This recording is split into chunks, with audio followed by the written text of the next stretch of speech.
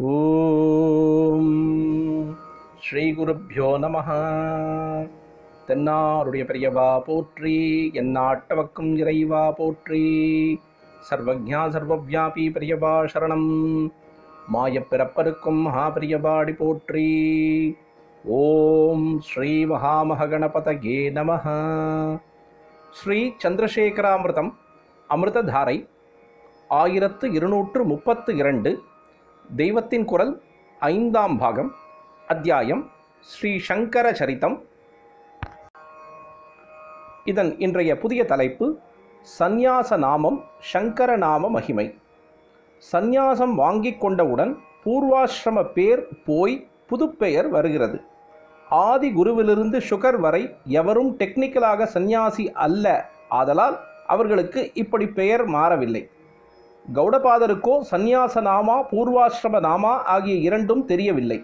அவர் பிறந்த தேசத்தை வைத்து அவருக்கு ஏற்பட்ட கௌடர் என்ற பெயர் ஒன்றுதான் தெரிகிறது.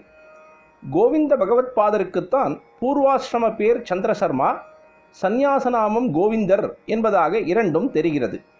பின்குறிப்பு: ஓர் உரையில் ஸ்ரீசரணர்கள் ஸ்ரீ கோவிந்த பகவத்பாதர் உட்பட ஆச்சாரியாளின் காலம் வரையில் எல்லா சந்நியாசிகளுக்கும் பூர்வாசிரம பெயரே தொடர்ந்து இருந்ததாகவும், ஆச்சாரியாளின் சிஷ்யர்களில் தொடங்கித்தான் சந்நியாசத்துக்கு பிறகு புது பெயரிடும் வழக்கம் ஏற்பட்டதாகவும் கூறியிருக்கிறார். ஆச்சாரியாள் விஷயத்தில் அலாதியாயிருக்கிறது. அவருக்கு அப்பா அம்மா வைத்த பெயரே சங்கரர் என்பதுதான். அதுவே சந்நியாசியான பிற்பாடும் நீடித்திருக்கிறது. குருவானவர் தீட்சை கொடுக்கும் பொழுது சந்நியாச நாமம் கொடுப்பார். இவருடைய குரு கோவிந்த பகவத்பாதர் நம் சிஷ்யரோ கைலாச சங்கரராக இருக்கிறார். லோகத்துக்கெல்லாம் நித்திய மங்களமான ஷம் என்பதை செய்யும் லோக சங்கரராக இருக்க வேண்டும் என்றே இந்த அவதாரம் ஏற்பட்டிருக்கிறது. அதனால் நாமகரண சம்ஸ்காரத்தில் பிதா வைத்த சங்கர நாமத்தை மாற்ற வேண்டாம் என்று நினைத்திருப்பார் போல் இருக்கிறது. அவதார காலத்தை வைத்து அவதாரம் ஏற்பட்ட மாசம், பக்ஷம், திதி ஆகிய 3ஐ வைத்து ஆச்சாரியாளுடைய பிதா அவருக்கு பெயர் வைக்கப் போக அதுவே சங்கர என்று பொருத்தமாக அமைந்துவிட்டது. அதை பற்றி அப்புறம் சொல்கிறேன். அந்த பெயரே அவர் சந்நியாசியான பிற்பாடும் தொடர்ந்து இருந்துவிட்டது. அவர் சரீரத்திலிருந்து 32 வருஷம் மட்டும் இல்லாமல் அவர் ஏற்படுத்திய ஸ்ரீமடங்களில் உள்ள சாமியார்களுக்கெல்லாம் அந்த பெயரே தொடர்ந்து வந்திருக்கிறது. ஆச்சாரிய சம்பிரதாயம் ஒன்றில்தான் இப்படி இருக்கிறது. இன்றைக்கு ராமானுஜாச்சாரியார், மத்வாச்சாரியார், சைதன்யர், இன்னும் புத்தர், கிறிஸ்து, நபி என்றெல்லாம் பெயர் வைத்துக்கொண்டு எங்கேயாவது யாராவது சாமியார் இருக்கிறார்களா? ஆனால் சங்கராச்சாரியார் என்று பெயர் வைத்துக்கொண்டு மாத்திரம் நாங்கள் பல பேர் இருக்கிறோம். அந்த நாமாவுக்கு அப்படி ஒரு மகிமை இருக்கிறது. அவர் பெயரை வைத்துக்கொள்ள நமக்கு என்ன யோக்கியதை? அவருடைய பாதத்தின் ஒரு தூசியாக இருக்க லாயக்கு உண்டா? எதற்காக இப்படி எங்கேயும் இல்லாத வழக்கமாக தம்முடைய கீழ் பரம்பரை முழுவதற்கும் தம் பெயரையே வைத்துவிட்டார் என்று தோன்றிக் கொண்டிருந்தது. சந்நியாச நாமா என்றும் ஒன்று எங்களுக்கு இருக்கிறது. அது மட்டும் போதாதா? ஏன் சங்கராச்சாரியார் என்றும் அதோடு சேர்த்து வைத்துக்கொள்ள பண்ணிவிட்டார்? அத்வைதம் என்பதால் தனக்கும் கீழ் பரம்பரைக்கும் வித்தியாசமே இல்லை என்று இப்படி வைத்துவிட்டார் என்று சொன்னால் அதுவும் சரியாக வரவில்லை. ஏனென்றால் அத்வைதம் காரியமில்லாத நிலை. காரியம் செய்வதற்குத்தான் மடாதிபதி ஆஃபீஸ். லோகத்தில் தர்மமும் ஞானமும் இருப்பதற்கான காரியம் பண்ணணும் என்பதற்காகத்தான் இப்படி மடம் என்றும் மடாதிபதி என்றும் அவர் ஏற்படுத்தியது. ஷம் கரரே நல்ல காரியம் பண்ணுகிறவர்தான். அதனால் அதில் நிஷ்கிரியமான அத்வைதம் எப்படி வரும்? அப்படி காரியம் பண்ணுவதை பார்க்கும் பொழுது அவர் நிஜமாகவே சங்கரர் என்றால் சங்கரர் தான் என்னும்படியாக அத்தனை நல்லதும் பண்ணினார். 72 துர்மதங்களை நிராகரணம் செய்து சனாதன வேத தர்மத்தை நிலைநாட்டினார். அவர் செய்தது யானை அளவு என்றால் நம்மால் ஒரு கொசு அளவுக்கு கூட ஒன்றும் பண்ண முடியவில்லை.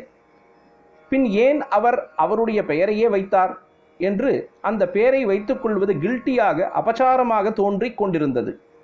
அப்புறம் கொஞ்சம் தெளிவு பண்ணிக்கொண்டேன். அவருடைய நாமாவுக்கே ஒரு மகிமை, ஒரு சக்தி உண்டல்லவா?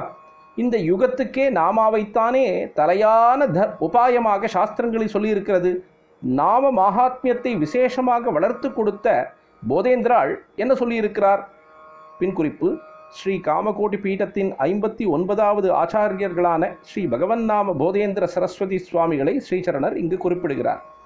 சிவன், விஷ்ணு என்றெல்லாம் ரூபம் எடுத்துக்கொண்டதும் லோக ரக்ஷணத்துக்கு போதாது என்றே பரமாத்மா சிவன் விஷ்ணு முதலான நாமங்களையும் தரித்து கொண்டு அந்த நாமங்களிலேயே நன்றாக விழிப்புணர்ச்சியுடன் பிரகாசித்து கொண்டிருக்கிறான்.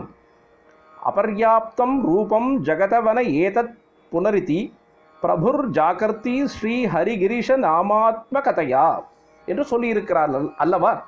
அப்படி சங்கர நாமாவிலேயே ஆச்சாரியாளின் சக்தி குடிகொண்டிருக்கிறது. அவருடைய அவதார சரீரம் மறைந்து போய்விட்டாலும் அவர் சங்கர நாமத்துக்குள்ளே ஜீவ சக்தியோடு விழிப்பாக இருந்து கொண்டு ரட்சிப்பு தருகிறார். ஒவ்வொரு தேவதைக்கு ஒவ்வொரு நாம மந்திரம் இருப்பது போல ஆச்சாரியாளுக்கு ஜெய ஜெய சங்கர ஹர ஹர சங்கர என்பது தம்முடைய கீழ் பரம்பரைக்கு தம்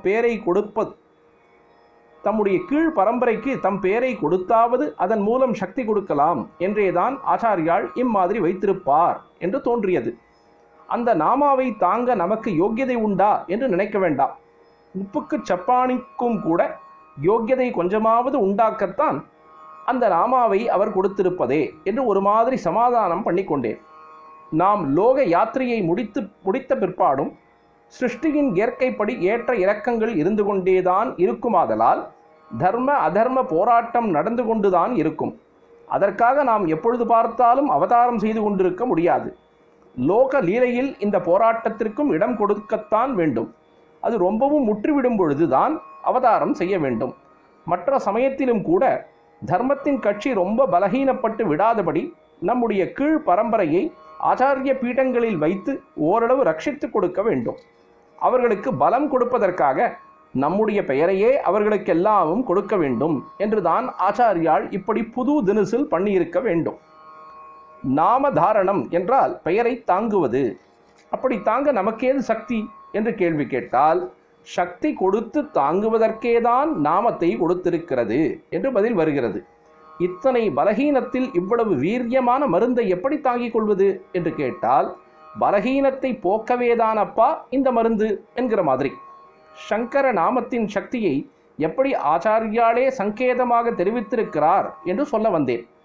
தனி மகிமை வாய்ந்த நாமாவாக அது இருப்பதால் தான் ஆச்சாரியாளின் குருவும் அதை மாற்றி வேறொரு தீக்ஷா நாமம் கொடுக்கவில்லை.